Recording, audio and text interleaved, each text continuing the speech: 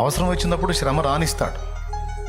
అమ్మ కూడా చూడండి, జ్వరం వచ్చిందనుకో, ఆమె తీసుకెళ్ళి ఆసుపత్రికి తీసుకెళ్ళి దగ్గరుండి గాయపరిచింది. వీడమ్మో కుయ్యో మొర్రను మొత్తుకుంటుంటాడు. ఏం లేదు బిడ్డ, ఏం లేదు అనుకుంటా ఇంజక్షన్ పొడిపించింది. ఏం లేదు అనుకుంటా గ్లూకోజ్ ఎక్కించింది. ఎందుకు? వాడు బతకాలి, వాడు బాగుండాలి.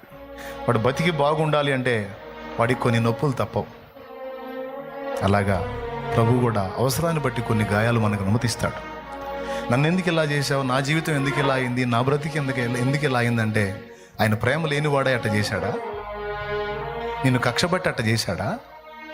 అంటే నువ్వు వేదన పడటం ఆయనకి ఇష్టం అనుకుంటున్నావా? ఏ తల్లైనా తన బిడ్డ రోధించడం ఇష్టపడిద్దా? ఏ తల్లైనా తన బిడ్డ శపించబడటం ఇష్టపడిద్దా?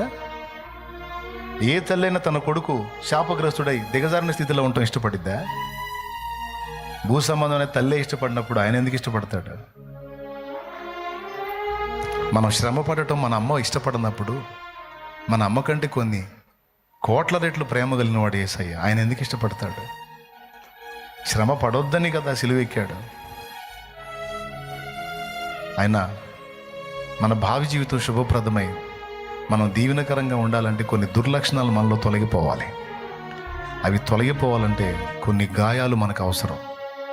అవసరాన్ని బట్టే కొన్ని అనుమతిస్తాడు తప్ప నీ మీద నా మీద పగ ద్వేషం ఉండి కాదు. ఇప్పుడు నీకు అర్థం కాకపోయినా భవిష్యత్తులో తప్పకుండా అర్థమైతే. ఆనాడు నువ్వే కన్నీళ్లతో పాడుకుంటావు, ఇందుకోసమేనా నన్ను ఇంత శ్రమ పెట్టావు అని, ఈ స్థితిలో నన్ను ఉంచడానికా నన్నంత నలగొట్టావు అని నువ్వే పాడుకుంటావు భవిష్యత్తులో.